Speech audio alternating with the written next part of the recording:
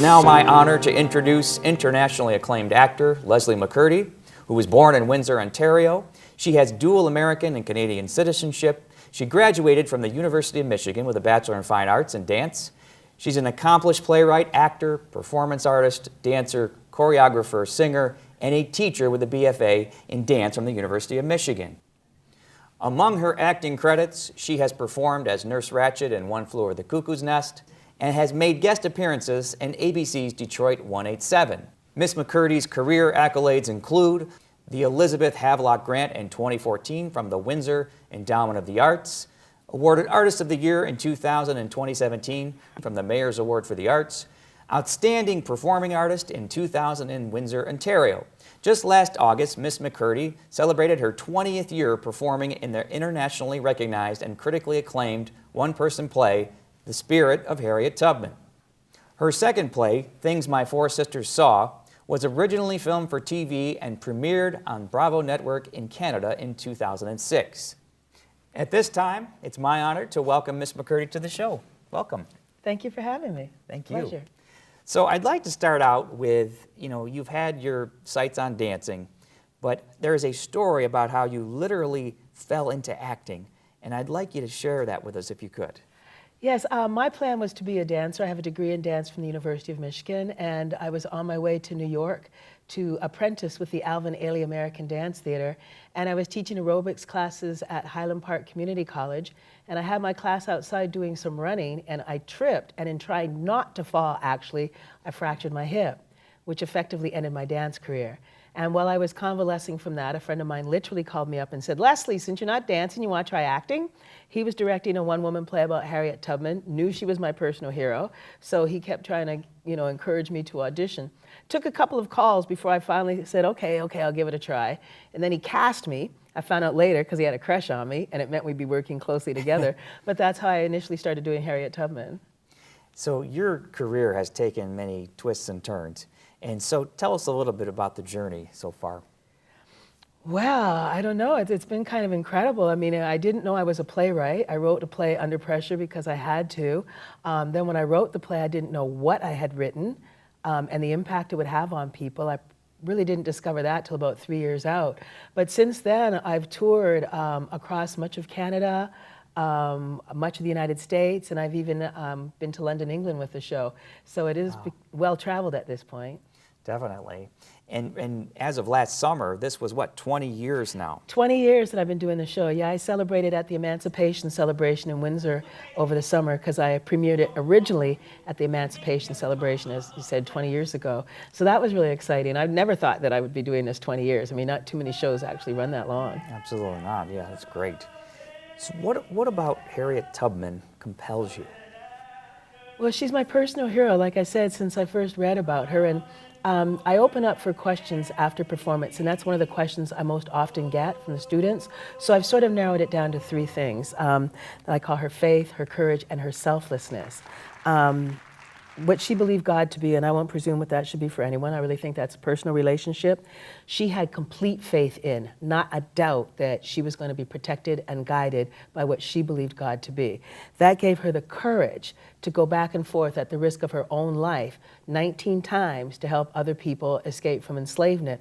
And I think the main reason that she did that is because of her selflessness. And that's something I personally think that our world could use a lot more of these days. I think, the selfishness is epitomized by the selfies that everyone's busy taking. Look at me, everybody look at me. And I think there aren't that many people that are really that attentive and mindful to what's going on with other people around them. And I think fewer still are even really generous to where they make it a purpose to give to other people in the way that Harriet Tubman did. And like I said, I think that's something that we could use more of in this day and age. If I'm not mistaken, she even had the nickname Moses for those reasons, correct? Yeah, in part, well, because, she was considered the Moses of her people for the work that she was doing in helping to set her people free.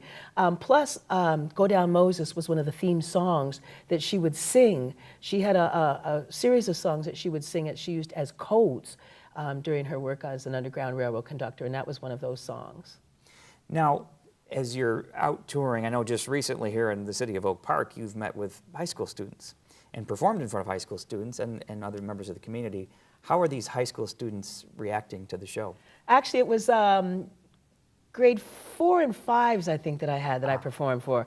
And they were really quite attentive. I often get comments from the teachers or the sponsors of my performances at how attentive this audience is during my performances, especially at that young age. So yeah, they were into it. And what really impresses me is the number of questions. As I said, I always open up for questions afterwards, and the number of questions that the audience has had was really encouraging, that they are so interested in knowing the history that I think is so important. Oh, absolutely. So what effect do you hope to leave with everyone? I mean, you talked about selflessness. What are some of the other things? There's a line that I added to the end of my play about 5 years ago that is Harriet Tubman's own words. And it goes, "Every great dream begins with a dreamer.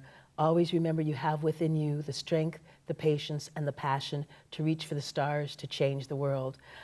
That's part of the message that I received from Harriet Tubman that I try to share with others to, determine in your mind what it is you want to go after, and don't let fear in particular stop you from trying to achieve it. Because I think fear is one of the main things that keeps people from doing what it is they want to do. And it's not intentional that people instill fear in young people. I mean, I remember I used to love to climb trees, and somebody said one day, "Aren't you afraid you're going to fall?" Yeah. And up until then, I had never been afraid I was going to fall. So sometimes it's just quite incidental and not intentional, but sometimes fear can stop us, and that's the main thing that I get from Harriet Tubman's story, is to not let fear keep you from doing the things that you love to do, that you believe that you might be able to do well in your life.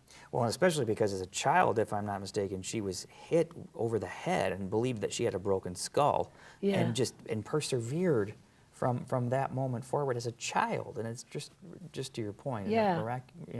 unbelievable. Because she wasn't story. expected to live when she got the energy. It basically crushed her skull around her temple, and she was comatose, basically, for about 3 months. And to have survived that during that time at her age was considered quite an impressive accomplishment, or really a miracle.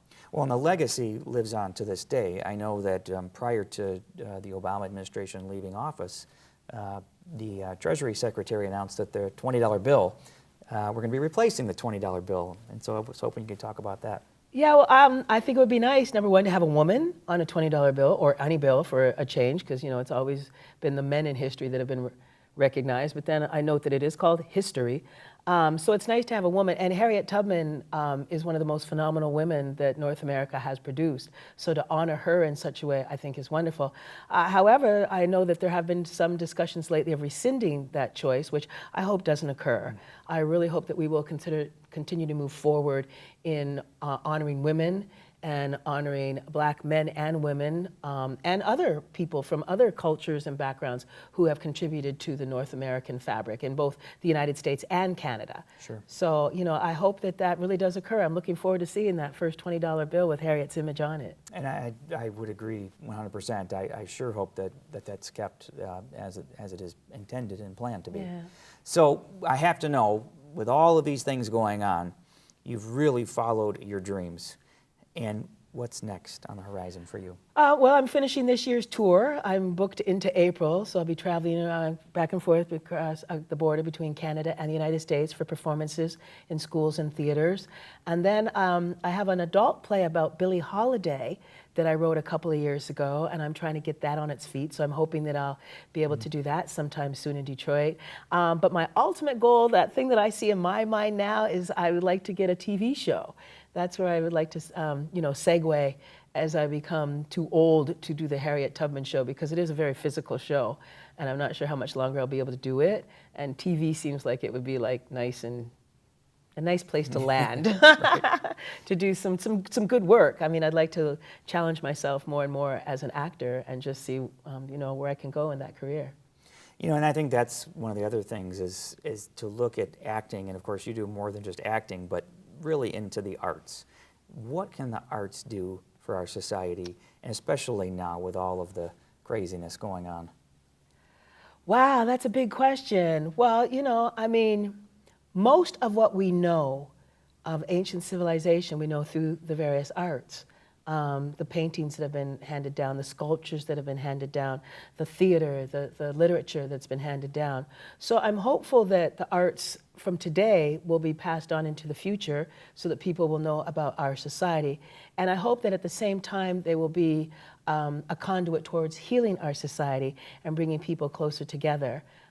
Because the arts are an excellent way of sharing everyone's stories and being inclusive in the sharing of everyone's stories. And they are a gentle way of teaching lessons that we can stand to learn in this day and age. So I'm hopeful.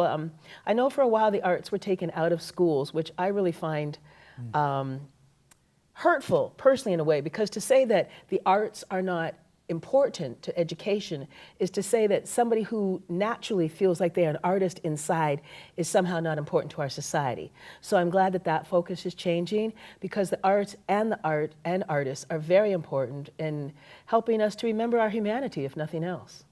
One of the things that I don't think a lot of people realize is that Harriet Tubman, while she had a lot to do with civil rights and really one of the pioneers of the civil rights movement beginning prior to the Civil War, she also had a tremendous amount to do with the women's suffrage movement. And I was hoping you could speak about that a little bit. Yeah, she did. Well, the women's suffrage movement actually attached itself to Harriet Tubman as sort of a symbol of all of the things that women could possibly do. And she would travel and speak as a suffragette at various women's conferences and things. So that was actually a part of what she did after the Underground Railroad movement and after the Civil War were over. She spent a lot of time working to further the cause of women's rights as well as civil rights. You know, oftentimes I think people would sense that, you know, she was one of the early pioneers of the civil rights movement beginning prior to the Civil War, and then going all the way through American history, through the Civil War, you know, through women's suffrage, Martin Luther King to President Barack Obama. Where are we today in the civil rights movement? Well, I think we've come a long way, certainly, from slavery and from Jim Crow. But there are still institutionalized circumstances where racism, sexism come into play. I think at the moment we are starting to look at those things much more critically than we have perhaps in the past. We're starting to have some conversations that people have been reluctant to have because they get personal and sometimes people get defensive. But I think it's something that we have to work our way through. And I think we're at that point where, yes, a lot of movement was done by people like Harriet Tubman, Rosa Parks, Martin Luther King, in getting some of the surface issues dealt with. But now we have to get to the real crux of the issues behind racism and sexism and various idioms of inequality that exist in our society. And it's going to be some hard work, but I think it really needs to be done. And you know, I tell people sometimes that a lot of times, you know, as a black woman, when I look outside of my eyes, I don't necessarily see myself as a race. I feel as a woman, you know, a woman more than a race. I notice the race by the way other people look at me, what I see in their eyes or what I experience. For instance, one of the experiences that I had that I share with students that was relatively recent is one time I was coming out of the veterinarians with my dog, and a white gentleman who was passing by said, "Welfare pays for the dog?" I mean, the assumption that as a black woman I'm on welfare was really insulting. And that is the kind of thing, there are still some of those attitudinal prejudices that are held by people, because that is a prejudice. I was prejudged. And I think we need to really, really work to get past that, where we are prejudging people based on their look and based on what we have learned from our history, and start taking a look at people as individuals and getting to know each other. Because I find, particularly in the younger generation, that a lot of those stereotypes and prejudices that older generations have don't exist amongst them, because they're getting to know each other better. You know, they're in classes that are more segregated, and they have access through the web and through their phones to people from all over the world. And I'm very encouraged that as we move forward, they will be the ones that make the change. Absolutely. Yeah, there's been a tremendous amount of progress made, but I would concur. I mean, there's a lot of stuff left to be done. Still needs to be done, but we're moving in the right direction. It's always made clear to me regularly that there's no shortage of ignorance in this world, unfortunately. Right. But you know, like I said, with the the networking that can be done over social media. I mean, and I'm not a social person personally, but the networking that can be done. You're not a social person. That's surprising because you seem like a very social person. Yeah, well, you know, when I have to be, I am. But you know, I'm one of those introverted extroverts. Like when it's all said and done, I like to just be by myself in my house. But I am very encouraged that the younger generation, with all of the networking and stuff that they are doing, are really moving us beyond the places where racism and sexism and prejudice and all of those things, all those isms, where we can get beyond those and really respect and appreciate all human beings for what it is that they can bring to our world, because I think that everybody in their own way has something wonderful to offer. Yeah, it's really a means of clairvoyance to sort through all of the things going on in our society. Yeah. It would be very unfortunate if we continue this path of rejecting it in schools and even especially K through 12. Yeah, yeah. So I want to thank you for being here. I know you're very busy and I really appreciate your time. Thank you. I really appreciate you having me in to speak with you. It's quite an honor. Thank you.